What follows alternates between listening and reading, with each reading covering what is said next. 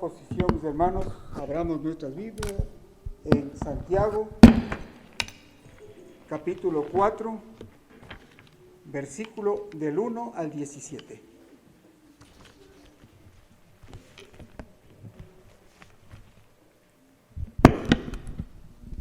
Santiago, capítulo 4, versículo 1 al 17. ¿Estamos? ¿De dónde vienen las guerras y los pleitos entre vosotros? ¿No es de vuestras pasiones, las cuales combaten en vuestros miembros?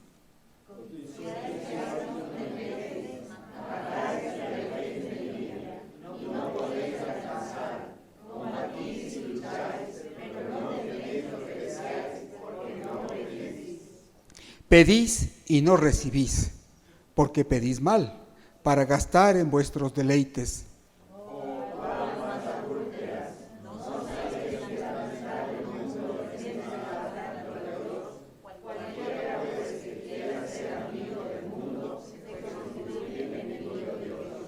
¿O pensáis que la Escritura dice en vano, el Espíritu que Él ha hecho morar en nosotros nos anhela celosamente?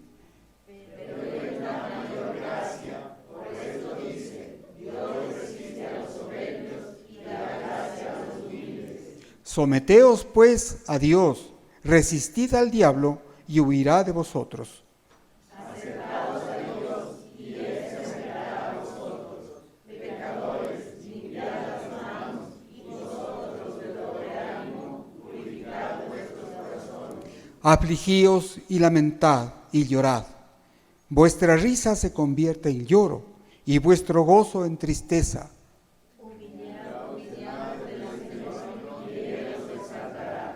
Hermanos, no murmuréis los unos de los otros. El que murmura del hermano y juzga a su hermano, murmura de la ley y juzga a la ley. Pero si tú juzgas a la ley, no eres hacedor de la ley, sino juez.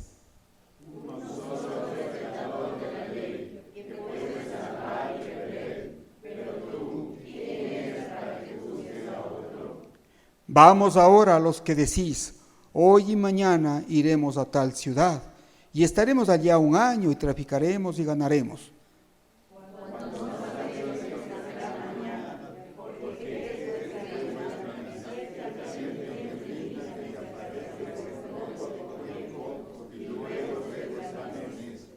En lugar de lo cual deberías decir, si el Señor quiere, viviremos y haremos esto o aquello.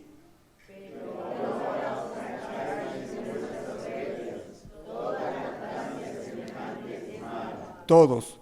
Y al que sabe hacer lo bueno y no lo hace, le es pecado. Tomemos asiento, por favor. Vamos a hablar justo de los ancianos, no las ancianas, los ancianos. He titulado a este sermón La sana doctrina y la sana conducta. ¿Qué estamos viendo cada domingo, hermanos? Las epístolas pastorales, ¿verdad? ¿Cuál epístola estamos viendo?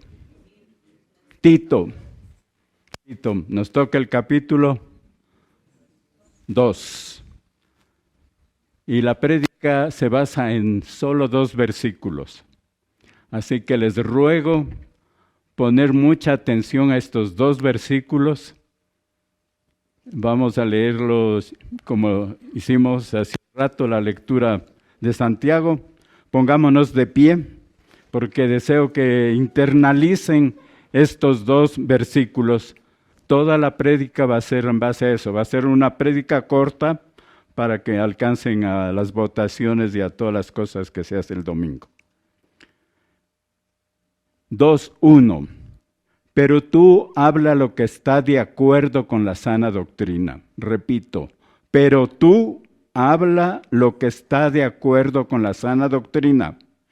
Que los ancianos sean sobrios, serios, prudentes, sanos en el amor, en la paciencia. Gracias, hermanos. Tomen asiento. 2 pequeños versículos, pero muy potentes. Un gran teólogo dice esto: en ninguna otra parte hace Pablo un llamado más enérgico para impulsar la relación esencial entre la verdad evangélica y la más pura moralidad que en esta breve carta.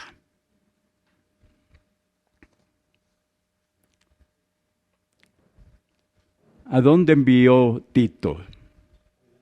Pablo a Tito. ¿A dónde le envió? Bien, recuerden que soy sordo, ¿no? Entonces necesitan hablar duro. A Creta. ¿Y dónde está Creta? En la semana pasada festejamos a los maestros. A ver, veamos, pues, si se acuerdan. Creta está en el Mediterráneo, hermanos, está al sur de Grecia, muy bien, está al sur de Grecia, un sitio realmente muy estratégico. Tuvo una importancia enorme mucho antes que Grecia se constituya en lo que fue. La cultura minoica floreció en Creta. El Minotauro, ¿recuerdan? Todo el mundo ha escuchado el Minotauro, un símbolo de esta isla. En los tiempos del Señor Jesús se cree que había por lo menos 50 ciudades importantes, puesto que era un sitio de tráfico marítimo importantísimo, uniendo el Mediterráneo sur, el Mediterráneo oeste con el Mediterráneo norte. Por Creta prácticamente pasaba todo el comercio y era una isla, según los relatos de los tiempos antes de Cristo e inmediatamente después de Cristo, una isla esplendorosa en naturaleza. Muy poco queda de eso actualmente. Es una isla turística importante. Es la 5ª isla en tamaño en el Mediterráneo. Primera es Chipre, la segunda Córcega, Sardenia, Corfú y luego tenemos Creta. Una isla importante, hermanos. Y Pablo, en su 4º viaje misionero, tocó la isla. ¿Recuerdan cómo fue ese viaje? ¿De dónde salió Pablo? Aquí lo expusimos los ancianos, el pastor Fante también, cuando estábamos viendo el libro de los Hechos. En el cuarto viaje misionero, Pablo salió desde Cesarea Romana, estuvo en Jerusalén, lo llevaron preso al palacio de Herodes, y luego finalmente, porque él había apelado, ¿verdad? Él había apelado al César, en este caso a Nerón, para que en Roma se haga justicia a él. Y tiene un viaje muy azaroso. Y va primero al sur del Asia Menor, y del Asia Menor se dirige a la isla, el barco pues se dirige a la isla de Creta, donde comienza el invierno, y Pablo les aconseja y les dice: quedémonos aquí, pasemos el invierno aquí. Pero no le hicieron caso, ya saben la historia después, naufragaron, etcétera, etcétera. Pasaron en Malta, ya vieron todas las cosas que pasaron allá.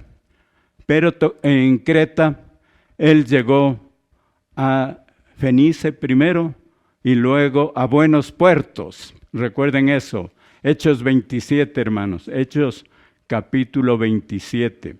¿Está ahí? No. Y entonces dice, y pasaron buen tiempo, dice la palabra de Dios. Y pasaron buen tiempo.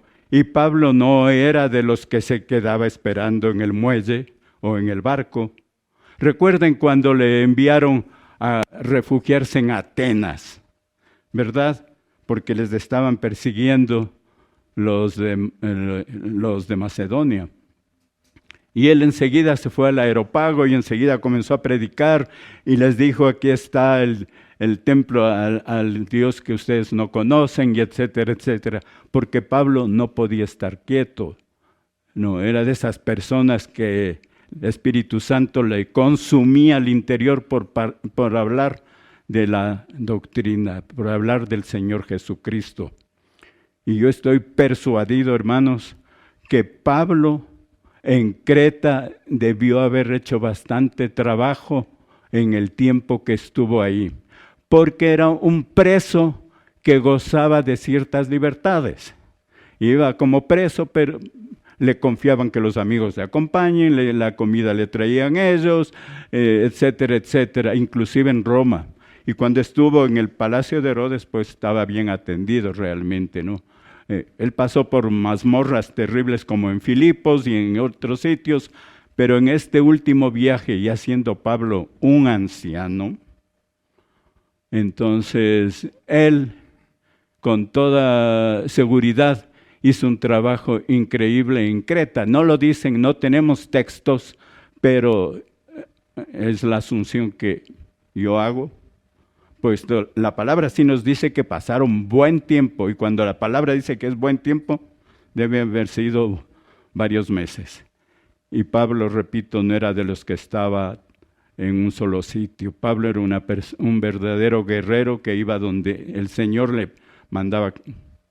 Y por eso que llega el tiempo y le dice a Tito: va a las iglesias en Creta que probablemente fueron fundadas por los cristianos que asistieron a la fiesta del Pentecostés.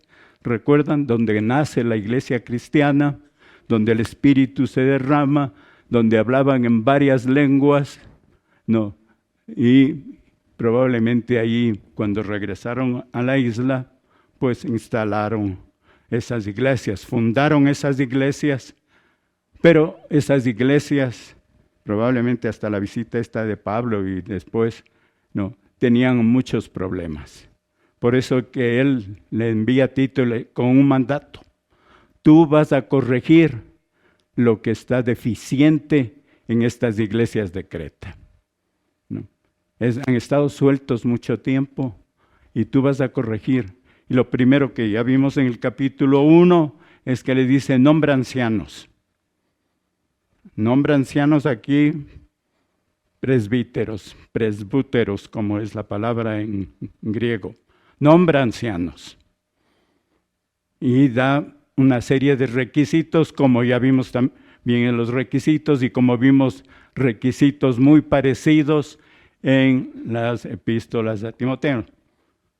Aquí en Tito añade 2 requisitos más, así que lean con cuidado esa tarea, les voy a dejar a ustedes, que por curiosidad hagan la comparación de los requisitos de Timoteo y los requisitos en Tito. Hay 2 adicionales en Tito. Entonces, dice, pon esto, para que ellos enseñen correctamente, para que ellos aprendan de ti, sana doctrina, como dice en Tito 1:9.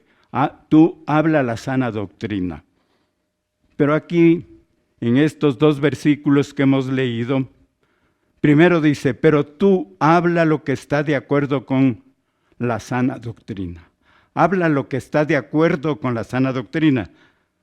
Atención al que está de acuerdo con. No está diciendo habla la sana doctrina, sino habla lo que está de acuerdo con la sana doctrina. Ya vamos a explicar. Y habla que los ancianos sean sobrios. Y aquí la palabra ancianos no se refiere a los ancianos obispos o pastores o presbíteros, sino a los viejos como yo. No. Entonces, muy importante, y se refiere a los varones.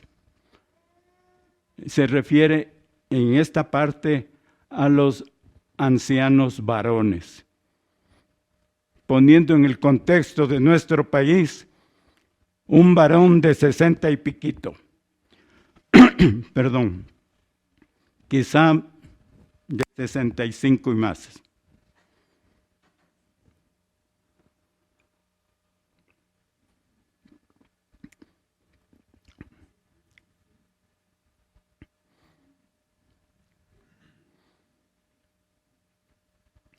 Es interesante lo que el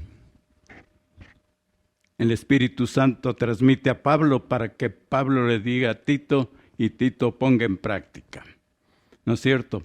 Pero tú habla lo que está de acuerdo con la sana doctrina. En la iglesia y fuera de la iglesia hablamos muchas cosas y nuestra vida, ¿qué es lo que tiene que reflejar? El cambio poderoso que la palabra de Dios, que la sana doctrina hace en nosotros. ¿Pero qué es la sana doctrina? Tengo 40 años de cristiano y probablemente he escuchado 40 definiciones de la sana doctrina. Cada año una nueva. El pastor Fante ya nos trajo la suya, ¿no es cierto? Y entonces, ¿qué es la sana doctrina? Pues la doctrina siempre se ha explicado desde el Antiguo Testamento hasta el final de la Biblia. Vean, hermanos, este hermoso versículo de Deuteronomio 32:2. No le di a Paul para que lo proyecte, pero si lo encuentra, mejor. Dice, goteará como la lluvia. Estos días que está lloviendo y que hemos estado orando por lluvia, ¿verdad? Las primeras gotas no les dio una alegría extraordinaria. Sí, no solo porque hay electricidad, sino que los cultivos y todo este problema, etcétera, etcétera. Ya está lloviendo. Entonces, y la palabra aquí dice que goteará como la lluvia mi enseñanza. No, es la lluvia que trae ese frescor, esa alegría, ese gozo. No. A mí no me gusta mucho que me caiga en la pelada, pero es otra cosa. No. Dice, destilará como el rocío mi razonamiento. Destilará como el rocío mi razonamiento. Eso ya en Deuteronomio. Y en Proverbios 4:2, ¿qué es lo que el Señor nos dice? Porque os doy buena enseñanza, no desamparéis mi ley. Hermanos, la sana doctrina no es sino esto. Todo lo que está fuera de esto no es sana doctrina. Le pueden dar hermosas definiciones, quizá más prácticas, quizá más orientadas en el contexto de la iglesia, etcétera. Pero ceñirse a la sana doctrina significa ceñirse a la palabra de Dios desde el Génesis hasta el Apocalipsis. Pero tú habla la sana doctrina. El Señor, ¿no?, nos dijo en Mateo 28:20, por tanto, id y haced discípulos a todas las naciones, bautizándolos en el nombre del Padre y del Hijo y del Espíritu Santo, enseñándoles que guarden todas las cosas que os he mandado, y he aquí yo estoy con vosotros todos los días hasta el fin del mundo. El Señor enseña a los apóstoles directamente, ¿verdad? Y ellos continúan internalizando, haciendo suya esa palabra de Dios. ¿Y qué es lo que leemos en Hechos 2:42? Y perseveraban en la doctrina de los apóstoles, en la comunión unos con otros, en el partimiento del pan y en las oraciones. Dice que perseveraban en la doctrina de los apóstoles. Es lo que nos toca hacer a nosotros, hermanos. ¿No? Y eso es lo que Pablo le dice a Tito. Pero tú, ¿por qué pero? ¿Por qué la palabra pero? Pero tú, porque en Creta, en estas 50 ciudades, probablemente no sé cuántas iglesias, la palabra de Dios no lo dice, pero eran puntos importantes, hermanos, puntos importantes. Fenice, Buenos Puertos, eran puertos grandes, importantes, estaba muy poblada la isla de Creta, ¿no? Dice, las iglesias estaban mal porque, ¿quiénes? No. ¿Recuerdan esa frase de uno de sus propios filósofos? Pero ustedes, ¿malas qué? Malas bestias, ¿no? Dice, contumaces, malas bestias, mentirosos. El contumaz es el que se aparta de la verdad, el que lleva la contraria, ese es.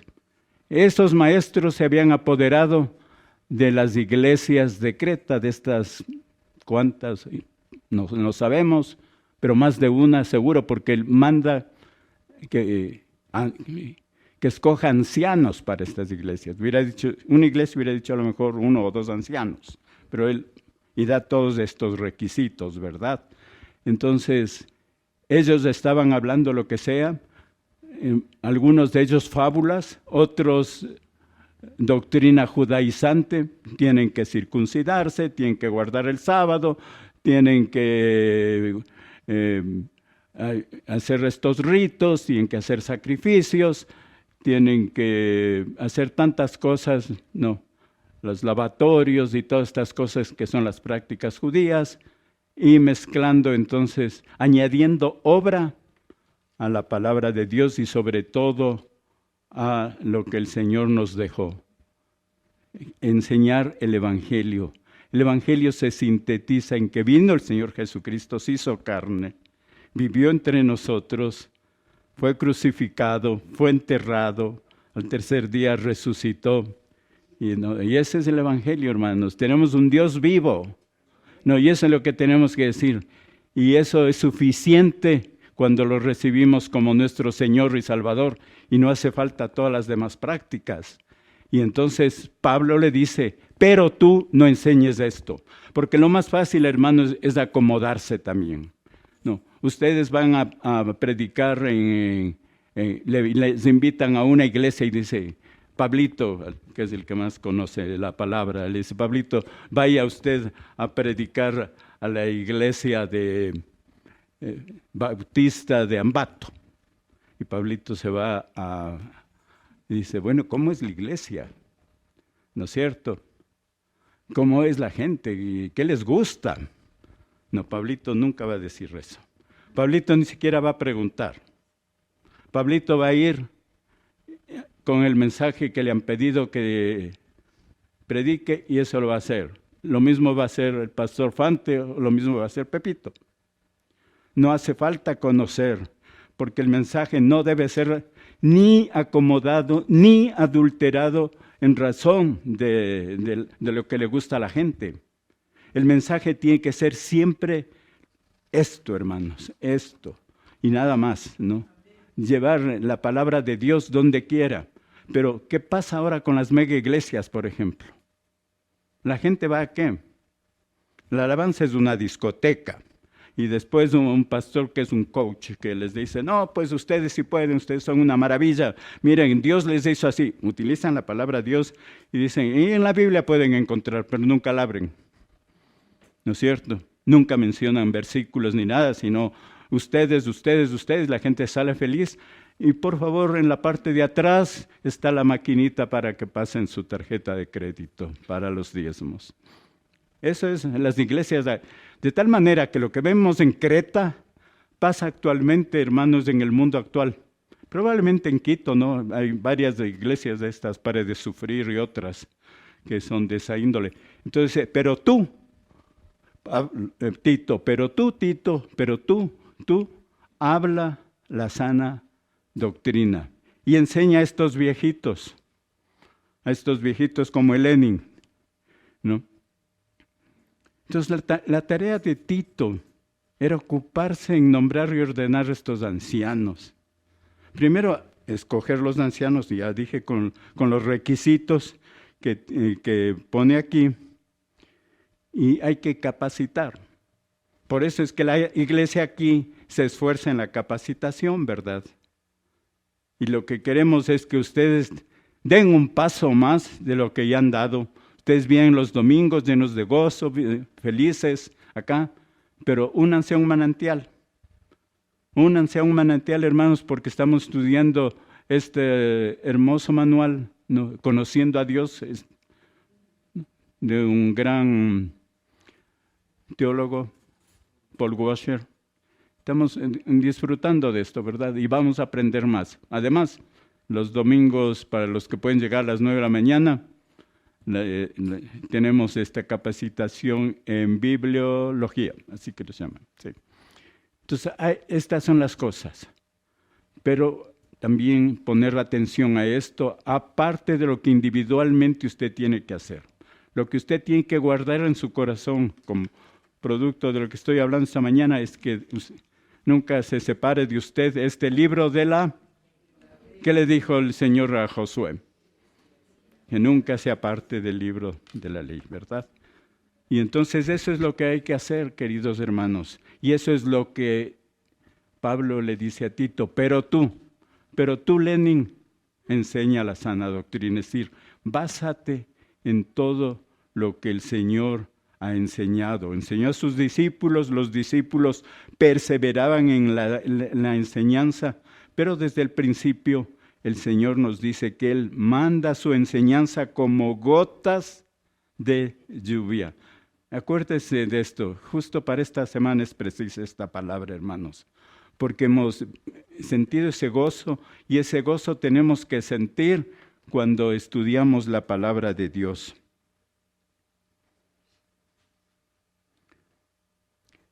Entonces cambiemos la vana palabrería en todo. A veces en los manantiales nos vamos a la izquierda, a la derecha, ¿no?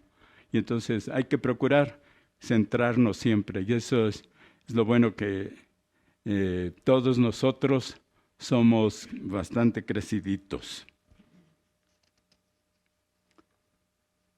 Dice, así como Cristo no vino a entretener con cualquier cosa, Cristo jamás vino a eso, Cristo confrontó, Cristo enseñó. ¿Cómo Cristo enseñó? ¿Cómo le decían? Como que tiene ¿qué? Como que tiene autoridad. Cristo enseñó como que tiene autoridad, hermanos. Eso es lo que tiene que enseñarse en el manantial, en la bibliología, en el culto, en otras reuniones, con autoridad, porque esa autoridad es delegada por el Señor a las personas que le sirven. Y lo que es interesante es que aquí la instrucción es para todos. Y comienza con los ancianos.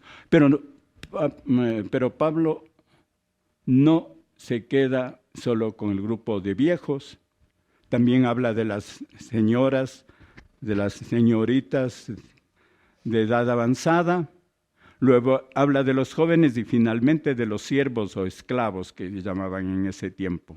Eso ya se hablará en otras reuniones, pero es para todos. Lo que a mí me encanta es que estamos viviendo tiempos completamente distintos de los tiempos de de Pablo y Tito, probablemente en esa edad la esperanza de vida sería 30, 35 años de edad. Eran excepcionales los que llegaban a viejos.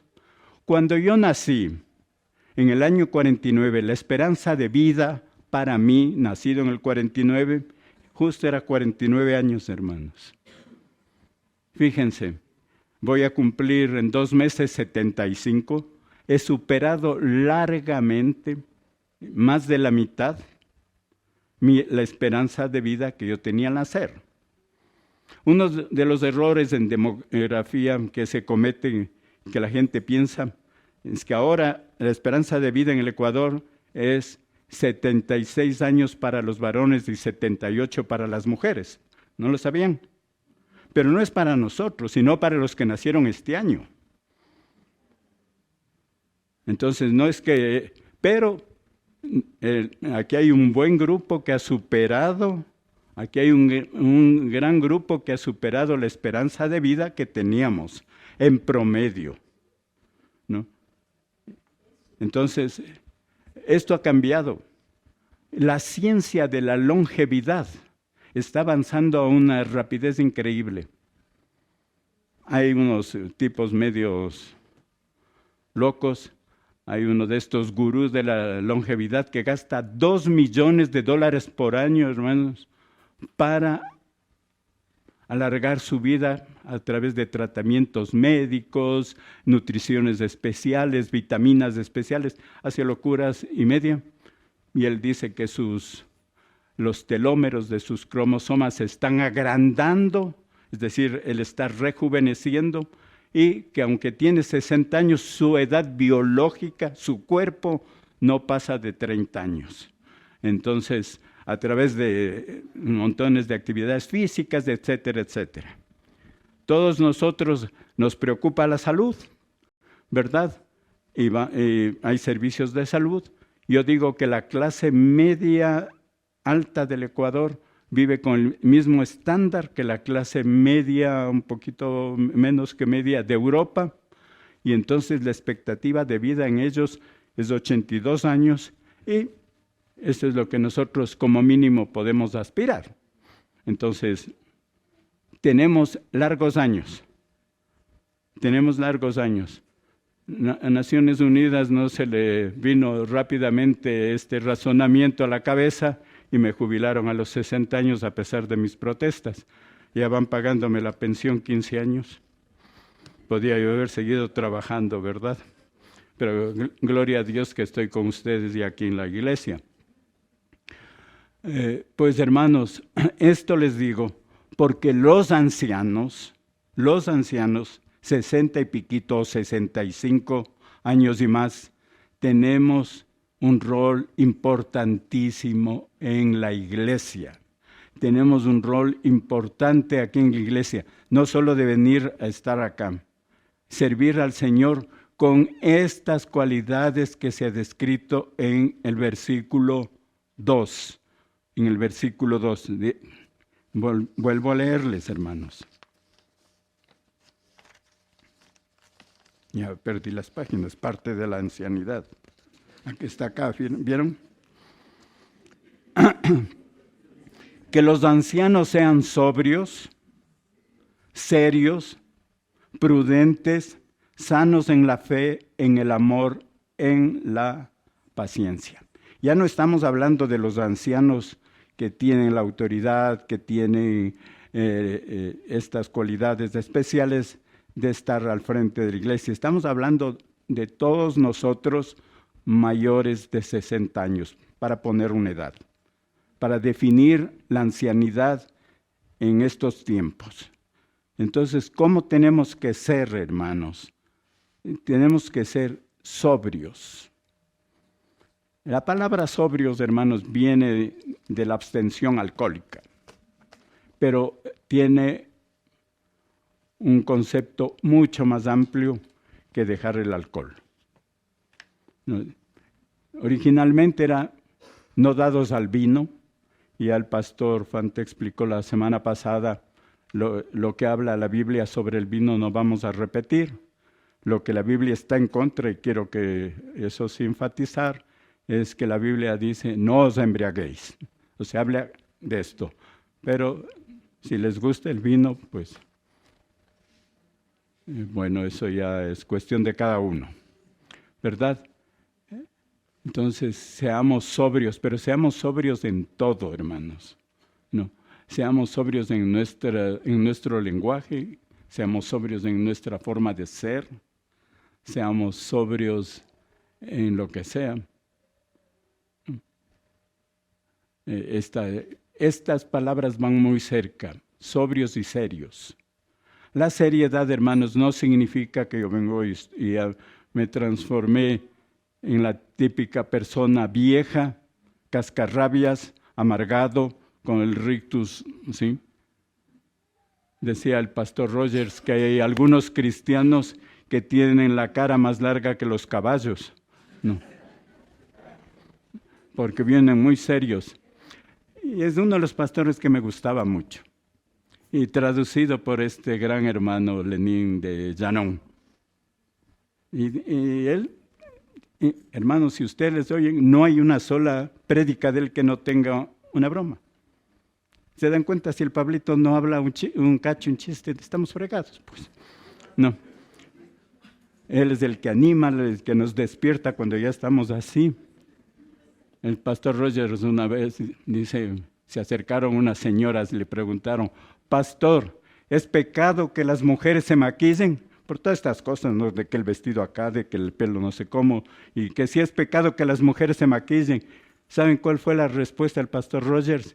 Dice, yo creo que es pecado que algunas mujeres no se maquillen. Entonces, sí, hermanos, ¿no? El humor, la seriedad no tiene nada que ver con una dosis de humor. Todo con dosis, ¿no? Es bueno, se han reído un poco, nos despertamos en este día, ¿verdad? Entonces, serios es respetar el compromiso que tenemos. Y nosotros, desde el momento que le hemos recibido a nuestro Señor como nuestro Salvador, tenemos que ser serios en el compromiso, hermanos. Serios en la lectura de la palabra, serios en la oración, serios en la congregación. Hemos leído tantas veces y tenemos que seguir leyendo porque la palabra de Dios viva y eficaz, como es, siempre nos estará hablando de manera distinta. Hay otro punto que es la prudencia. Y aquí yo creo que ya me salté algunos de los versículos, pero bueno. Sí, por ejemplo, vamos a regresar un poquito a lo de sobriedad y seriedad antes de la prudencia, y vamos a ver lo que nos dice 1 Corintios 6:12, por favor, Paul. Dice, todas las cosas me son lícitas, mas no todas convienen. Todas las cosas me son lícitas, mas yo no me dejaré dominar por ninguna. Eso es ser serio. Me es lícito, sí, tomar, ¿no? Pero no me dejaré dominar, no llegaré a la embriaguez. Me es lícito que yo haga cosas, sí. El Señor nos da en la palabra una serie de instrucciones que ya lo hemos visto también aquí en los manantiales. Por ejemplo, si alguien tiene, yo no voy a comer cuy. ¿Y por qué no quieres comer cuy si es delicioso? Es que es un animal ahogado, no es degollado, no es desangrado. Y la palabra dice que no comas animal que no ha sido desangrado, ¿verdad? Entonces, ni el cuy ni el conejo. Pero ¿quién va a Cuenca o quién va a Imbabura y no come un cuy? Qué pena, ¿no? Pero si usted viaja con alguien que no come por esta razón, no coma, hermanos, vaya a comer cascaritas. No hay problema, porque usted no tiene que ser motivo para que el otro dude de lo que dice la palabra, para que el otro caiga, ¿verdad? Entonces, seamos de esa manera, hermanos, serios y seamos sobrios. Todas las cosas nos son lícitas, pero no todo nos conviene. Al Señor le dijeron que era comilón y que era bebedor, ¿verdad? ¿Se acuerdan? Pero ¿qué es lo que dice el Señor Jesús en Juan 4:34, hermanos? Dice, Jesús les dijo, mi comida es que haga la voluntad del que me envió y que acabe su obra. Esa es la comida que a nosotros también nos corresponde. Que haga la voluntad del que me envió. Esa es nuestra comida. En el manantial del jueves a veces tenemos una panadería aquí, hermanos. No, todo el mundo trae pan. A la siguiente semana no hay nada en la mesa. No importa, porque la comida que venimos es lo que está aquí, hermanos, y en el manual. No, eso es lo que interesa. Nos gozamos. Este manantial no tiene distribución de refrigerios ni nada. No, es de lo más cool, dirían ahora los jóvenes. Entonces, la comida, como dice el Señor, es que hagamos la voluntad del Padre. Segunda de Corintios 4:18. Dice, no mirando nosotros las cosas como se ven, sino las que no se ven, pues las cosas que se ven son temporales, pero las que no se ven son eternas. Dios nos manda a poner empeño, hermanos, en todas las cosas eternas y no en las temporales. Eso es ser serio, eso es ser sobrio. Poner el empeño.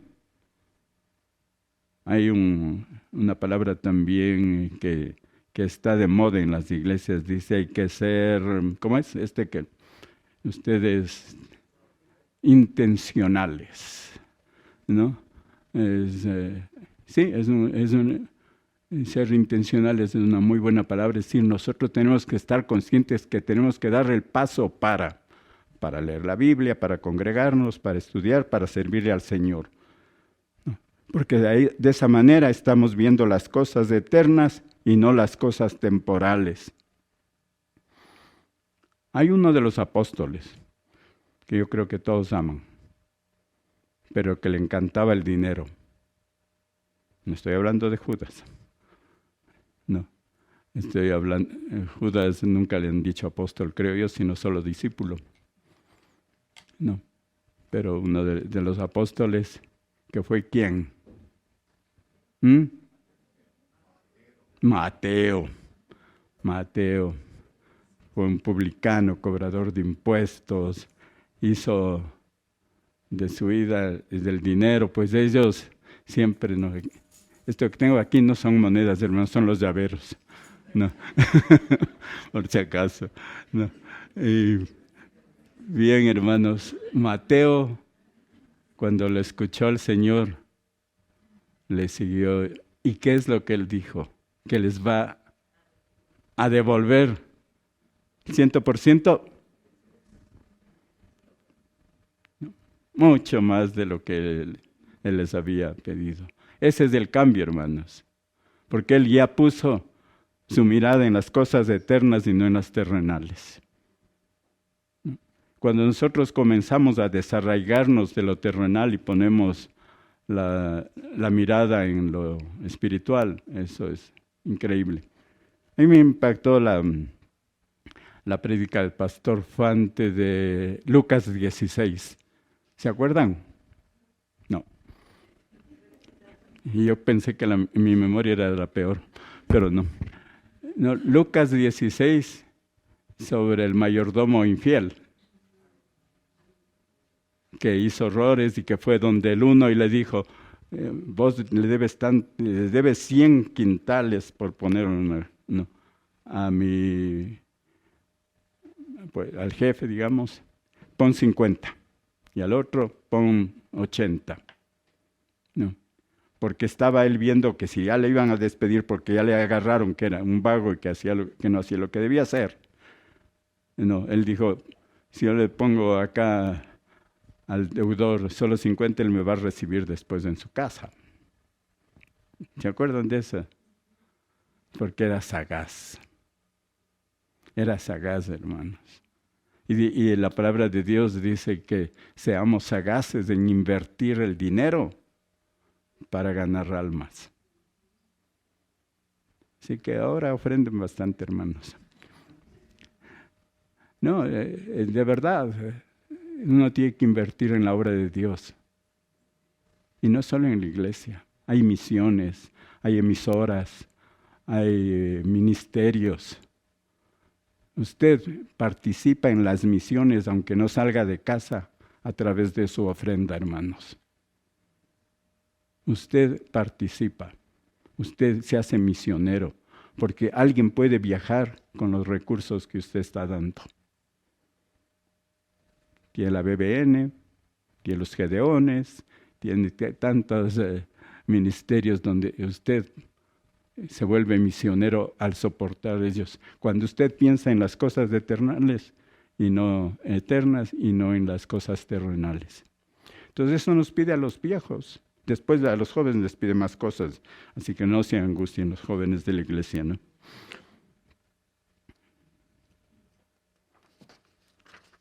La prudencia, ahora sí, veamos un poco lo que dice Proverbios 1, del 1 al 4.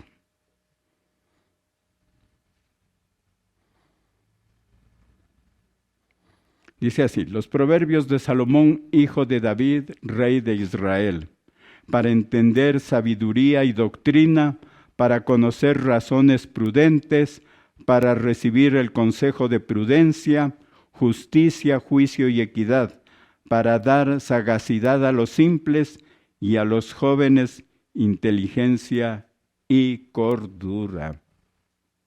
Esa es la palabra de Dios, para darnos sagacidad a los que somos simples y a los jóvenes inteligencia y cordura. Cuando uno es joven, pues siempre tiene sus grupos, ¿verdad?, de jóvenes, y los jóvenes siguen a un líder. Y el líder es el que hace más locuras. No, el más audaz, el que se lanza a hacer estos deportes ahora a riesgo. No, ese es el líder y los demás le siguen. Pero cuando ya uno llega viejo, tiene que ser prudentes, hermanos. No digo que no, si se van al Puyo no se hagan el columpio, porque si no, no habría un video de Lenin haciéndose esa cosa. No. No digo que no, hay que medir el peligro, pero sobre todo es la prudencia en relación al peligro del pecado, hermanos. No hay cosa más fea que un viejo verde. No hay cosa más fea. Y yo les digo, hermanos, porque yo vivo rodeado de viejos verdes, que he ido poniendo coto a sus palabras, a sus chistes, a sus WhatsApp. No. Personas de más de 70 años poniendo chicas en traje de Eva en los WhatsApp y cosas así. No hay cosa más fea que eso, hermanos. O cuando ustedes ven a un anciano y regresar a ver la espalda y lo demás abajo de una señorita. Eso es feísimo. Eso es la cosa más desagradable. Entonces nosotros ya los viejos tenemos que ser en realidad prudentes en todo, hermanos. Prudentes con los ojos, prudentes con lo que escuchamos, prudentes con nuestra boca. No. Viejos que vacilan, como decimos en el Ecuador, a las chiquillas. Y lamentablemente, hermanos, en las iglesias, ustedes han escuchado todo este caso de México, ¿no?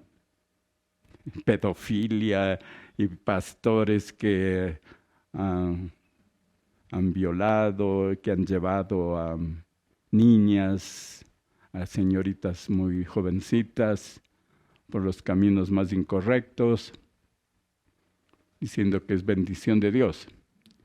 Entonces realmente no son iglesias, son unas sectas perversas, con gente que no son pastores y con ancianos que no son ancianos cristianos.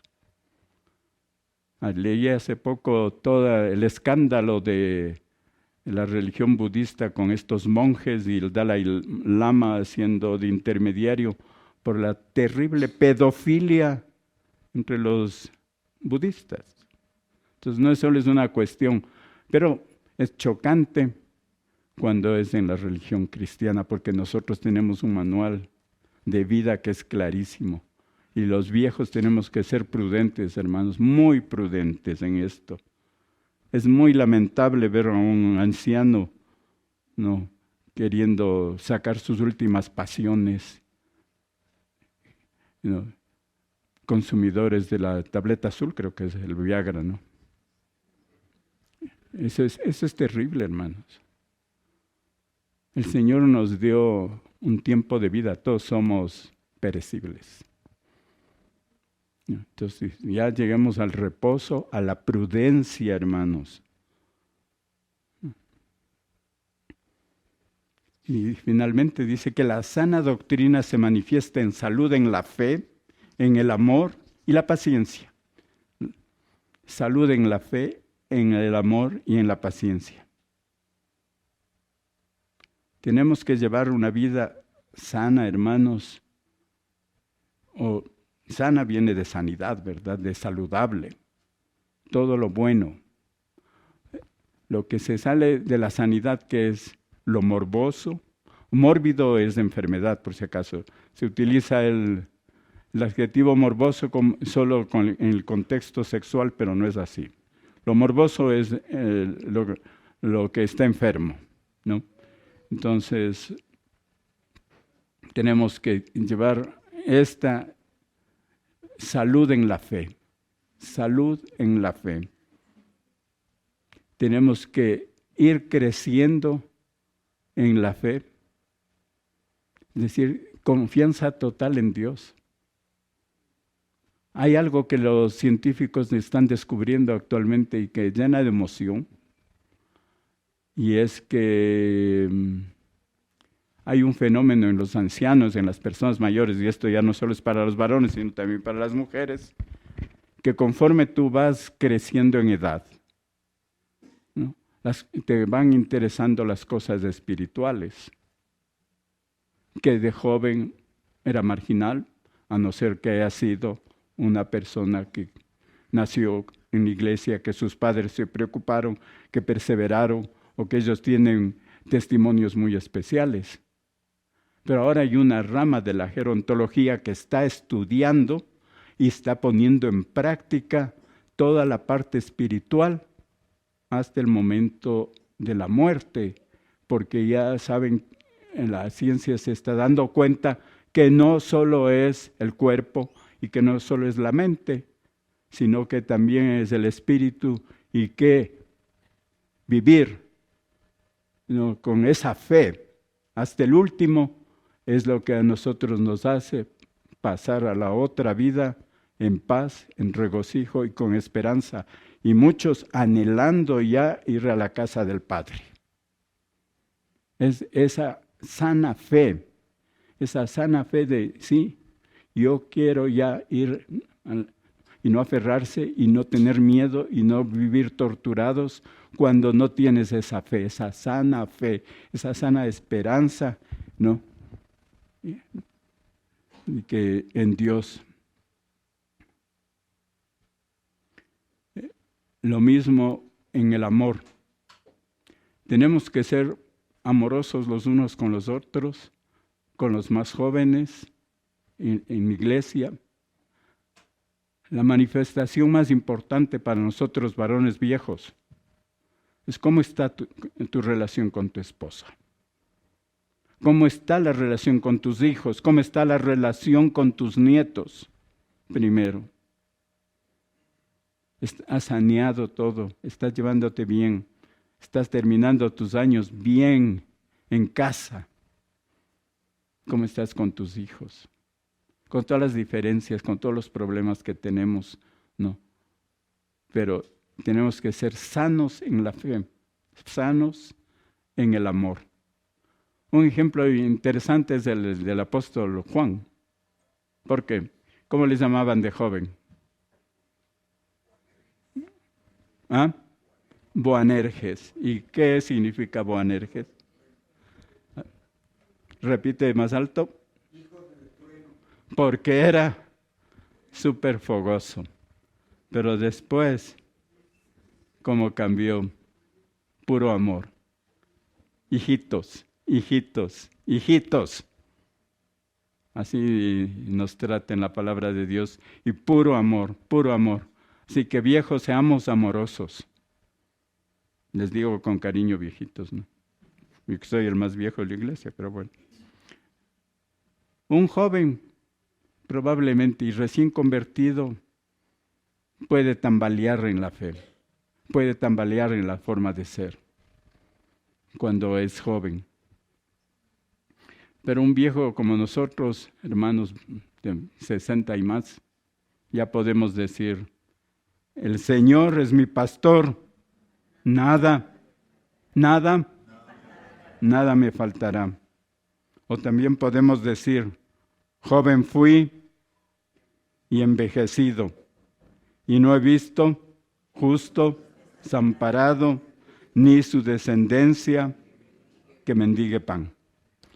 Eso es, hermanos, llegamos a esta edad en que nosotros debemos decir, joven fui y envejecido, y no he visto justo desamparado. Tener ya esa paz en el corazón, tener esa tranquilidad, ¿no? Esa paciencia. Entonces, salud en la fe, salud en el amor y salud en la paciencia. Porque si tenemos problemas también podremos afirmar como él, también me librará el Señor. De esta también nos sacará el Señor. De esta también nos librará el Señor. ¿No les parece maravilloso, hermanos? ¿Y todo por qué? Por la sana doctrina. ¿Tenía o no tenía razón Pablo de decirle a Tito, pero tú enseña a los viejos, enseña a las damas de edad, enseña a los jóvenes y enseña a los siervos todo lo que es? No, en relación a la sana doctrina. La sana doctrina traducida en un estilo de vida coherente con lo que estudias, con lo que aprendes, con lo que lees, porque es la misma palabra de Dios la que nos transforma. No es sino eso. Y la sana palabra es, en el principio era Él, y el verbo, ese verbo que nos transforma, esa sana doctrina que nos transforma. Por eso es que esto hay que tratarlo con todo lo sagrado que es. No es sagrado tenerle almacenadito en la biblioteca, ¿no? Sino en nuestras manos, leyendo, aprendiendo la sana doctrina. Pero tú enseña la sana doctrina, hermanos. Nuestra vida tiene que traducirse en la casa, fuera de la casa, en el trabajo, en la oficina, en el mercado, cuando vamos a hacer las compras, la sana doctrina. Sana doctrina. Hermanos, este es el mensaje que el Señor dio a sus apóstoles, el último mensaje que el Señor dio cuando ascendía. No, ¿qué les dijo? Enseñándoles todas las cosas. Y eso es lo que el Señor nos pide. Les pido ponerse de pie. Si los viejitos de más de 60 no pueden ponerse de pie, no. Díganle al Señor, el Señor me sacará de esta. Vamos a orar. Padre Santo, te damos gracias por la riqueza de tu palabra, Señor, por la maravilla, por tu palabra transformadora. Te damos gracias porque esa era parte de tu plan, Señor, la redención y el cambio, Señor, y esa promesa eterna, Señor, de que seguirás formando en cada uno de nosotros a la estatura del varón perfecto. Te damos gracias, Señor, porque aún a esta edad, un grupo de hermanos de esta iglesia, tenemos bastante que aprender, tenemos bastante que corregir, pero tú estás con nosotros, mi Dios, y tú nos ayudas. Eres maravilloso, Señor. Queremos descansar en ti y darte honra, honor y gloria todo el tiempo por lo que has hecho, por lo que estás haciendo y por lo que harás. En el nombre precioso del Señor Jesucristo. Amén.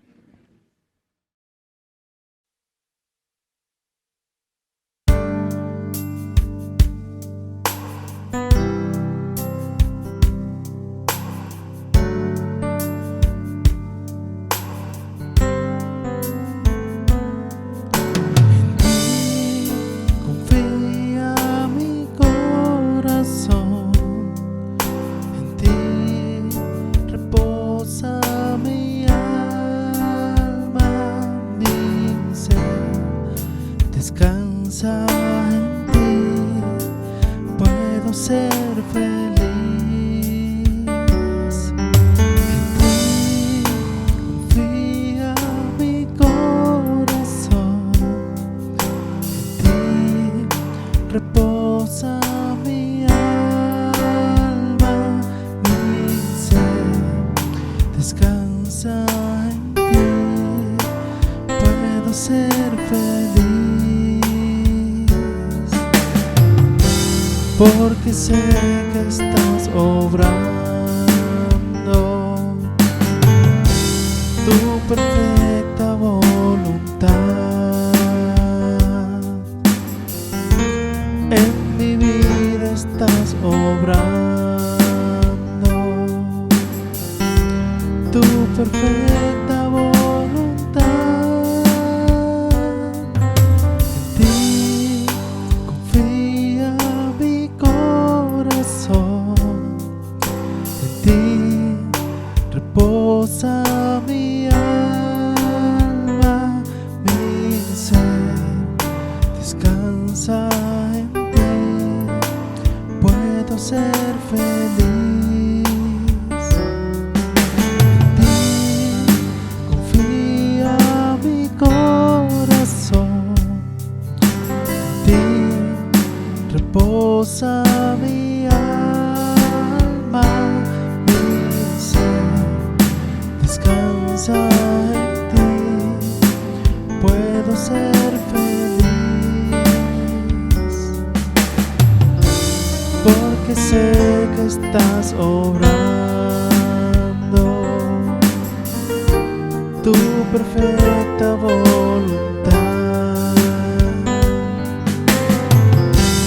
en mi vida. Estás obrando tu perfecta voluntad. Porque sé que estás obrando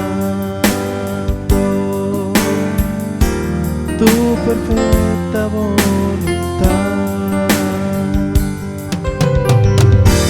en mi vida. Estás obrando tu perfecta voluntad.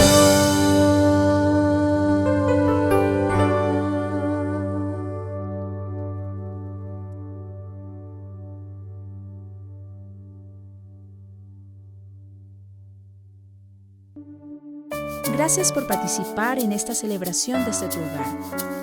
Damos gracias a Dios por la oportunidad de escuchar su palabra. Recordemos siempre que como una sola iglesia nos mantenemos unidos en oración con cristianos alrededor del mundo. Nuestra actitud frente al mundo siempre será de constante alabanza y adoración a Jesucristo, con oraciones de súplica y agradecimiento. Bendiciones